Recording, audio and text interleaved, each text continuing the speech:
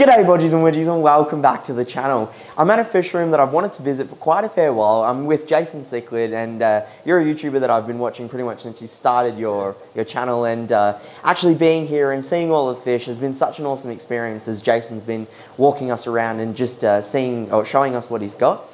Today I've wanted to ask Jason 6 questions, 3 which is just his top favourite fish, his top 3 favourite fish in the fish room, and also a couple of things that he would change differently if he was to do this fish room again, or things that he really likes in this fish room currently. And the reason for that is because, as I've mentioned before, I'm actually moving to a new fish room in around 5 or 6 months, so I think it'll be really great to just understand someone who's actually built a fish room and, you know, tried and tested it to see what things you like and what you would potentially do differently.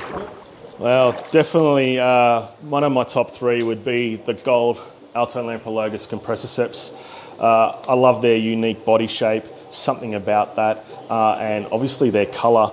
You've got the gold head variety that's out there, but this is the full body, full gold Compreciceps, and I'm looking to spawn them soon.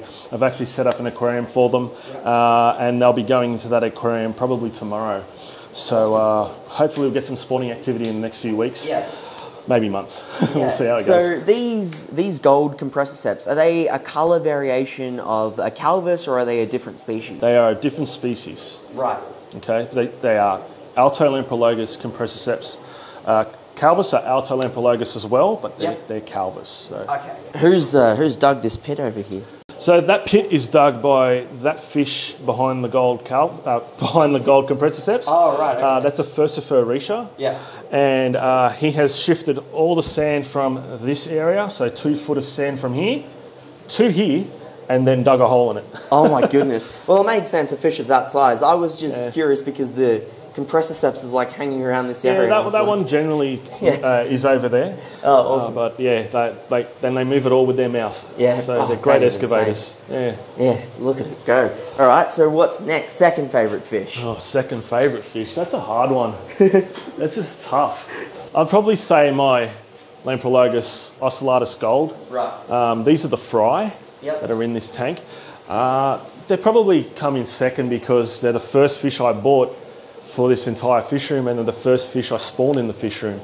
So they've got a place in my heart, and I've got a soft spot for them. They're a shell dweller from Lake Tanganyikan in Africa. Yeah. Probably one of the more challenging ones to breed, but they're one of the more colourful fish. So they've got a nice gold body, hence the name Lamprologus ocellatus gold. They've also got a purple sheen, this iridescence of purple down the flanks of their body as well. They're pretty aggressive little fish for their size. They grow to a max size of about 2 to 3 centimetres. Yep. And I have been bitten countless times by the spawning male. Really? Yeah, and it will really shock you because you don't expect it. You put your hand in the tank and all of a sudden you've got this 2 centimetre long fish attached to your finger. And I feel like fish bites just in general feel so weird. It's like being electrocuted almost. You just took the words out of my mouth. I was about to say that. It feels like you're being electrocuted. And it makes you laugh, but it does kind of scare you. Yeah. Even though it's this tiny little fish. One of the worst bites I've had actually was the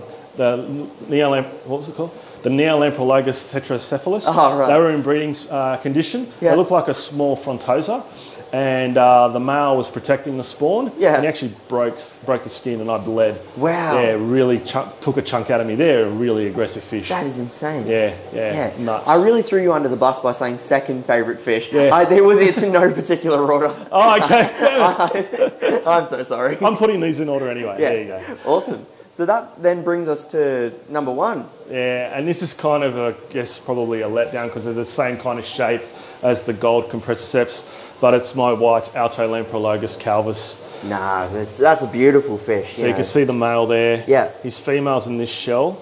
Right. And they spawned about 3 or 4 days ago now. Yeah. And he is the father of all these guys. Oh, every single one of them? Every single one of them. That is insane. Yep. Yeah.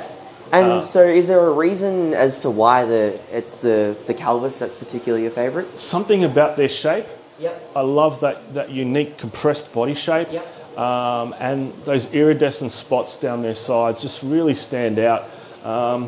They're a challenging fish to breed. Yep. And they take ages to get to this size. You're talking 2 years to get to the average size that you see in this tank. Okay. The youngest ones in here will probably be 1.5 years old. Some of them are probably 3 years old, to be honest with you. Right. They take ages to grow. So I like a good challenge, and this is that challenge. Yeah, and yeah, it's quite a unique tank to see. Not the cheapest fish in the world to buy. Yep. And yeah, this tank is probably my favourite in the entire fish room. And it's just a grey out aquarium for my Calvus from this amazing pair that I've been lucky to have. Well, they really do look like a marine fish, to be honest. Yeah, they do, don't they? It's crazy. Yeah. You never expect a freshwater fish to have that sort of crazy body shape with all of those insane colours. It reminds me of a barracuda. Oh, yeah, absolutely. You know? But yeah, I mean, they're not the most colourful fish in the world. They do have some blue or purple iridescence on the sides of the lips.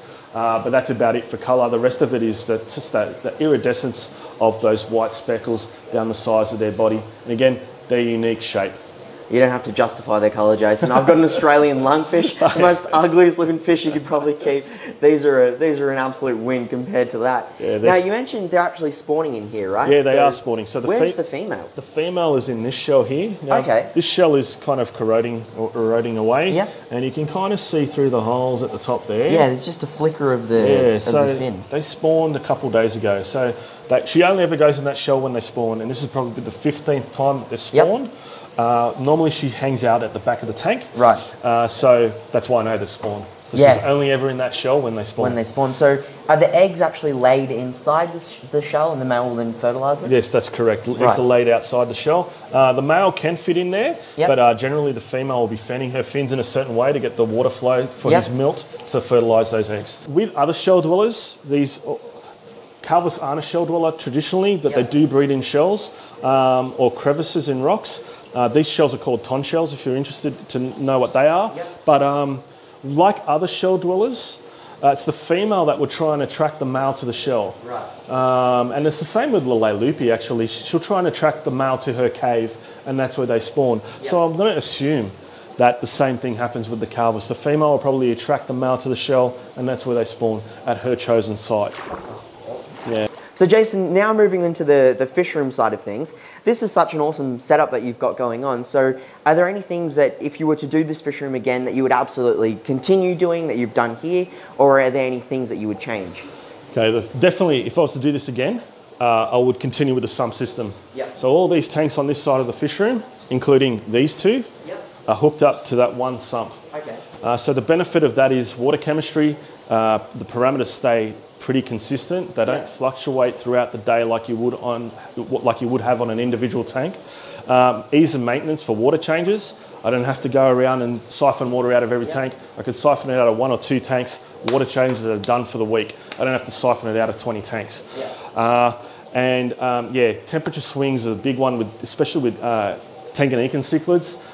They don't like water parameters or temperature swings, so having a large body of water on a sump system really benefits them, and I think that's why I've had really good success with breeding so many of the more challenging Tanganyikan cichlids, because the water parameters are the same. The other benefit of that is fry from this tank, I can just get them straight out of here, pop them in a grey out aquarium, pop them in this tank, water parameters are exactly the same. If I want to test the pH or the hardness, I just test it from 1 tank, not from 20 tanks. So massive, massive win there. It just takes time and a little bit of planning to set up the plumbing, get the tanks drilled, cut all the plumbing. That took me months to do, but now I'm reaping the rewards for that with the maintenance side of things. One thing I would change about the design of this fish room, first off, is I would have lowered the ceiling. I would have put a false ceiling in. This ceiling's quite high, and all the air from my aircon, because I use aircon to warm the room, all the hot air is rising, obviously, and it's hotter up there than it is down here. So I've got a fan that circulates air behind the fish tanks to try and even out the temperature. But the first thing I would have done was lowered the fish room ceiling.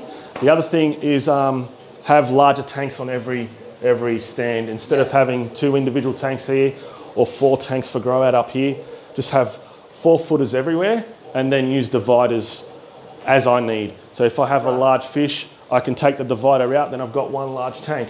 If I want smaller fish, I could put some dividers in and then have a lot of smaller fish in the tank. So it'd be like a real Lego kind of... It would be, yeah, but you'll have a lot more flexibility. The other thing, the plumbing would be a whole lot simpler. Instead of needing 4 bulkheads here, I'd only need 1.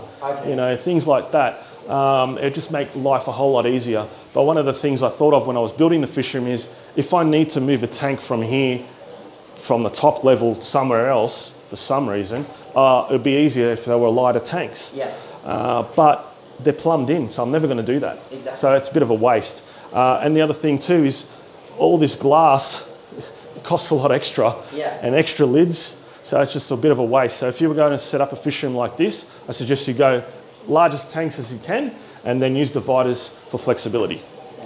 Alrighty, Bodgies and Widgies, thank you so much for tuning into this video, and Jason, thank you so much once again for touring us around and talking about this awesome space. Being here, I actually realised how bigger everything is. It was the first thing I said when I walked in, so it's just crazy to see the scale and just how many fish you've got in what's a pretty decent sized fish room as well. So yeah, thank you so much once again, and if you enjoyed this video, as always, stay happy, stay safe, stay Aussie Australian. Bodgie and Jason out.